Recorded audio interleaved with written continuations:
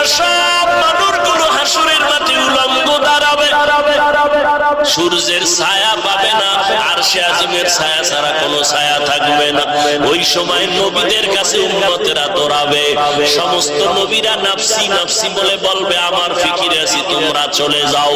সর্বশেষ আদম নবীও তারায় দিবে, মুসা নবীও তারায় দিবেন।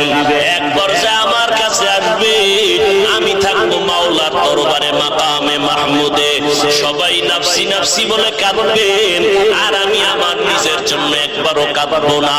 আমি আমার মাওলার আদালতে বলবো, ও আল্লাহ আমার উম্মতের বাঁচাও, আমার একটা উম্মত যেন জাহান্নামের আগুন ধরতে না পারে।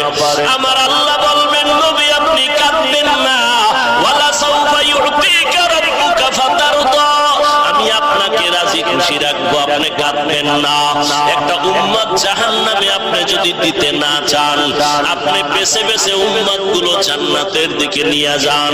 আমার নবী উম্মত গুলোরে ধইরা এক সারিতে হাউজে কাউসারের কিনারায় হাজির করবেন, পানি পান করাবেন নবীর নিজের হাতে।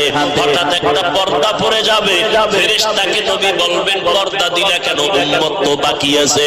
ফেরেশতারা বলবে, এরা আপনার ওই উম্মত, আপনি বিদায়ের পর আপনার সুন্নতের তারা জবাই করেছে। আল্লাহর নবীর হাদিস বাবা ভুলিয়া যাইও না। নবী বলবেন, সুহকান সুহকা লিমান গায়্যারা মিন বাদি, ওরে তোরা আমার থেকে দূর হ,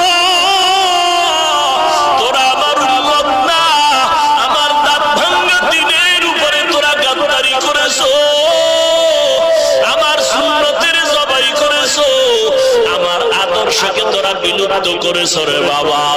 ওই আল্লাহর নবী যদি ওই দিন দাঁড়াইয়া দেয়, বলো রে বাবা, সেই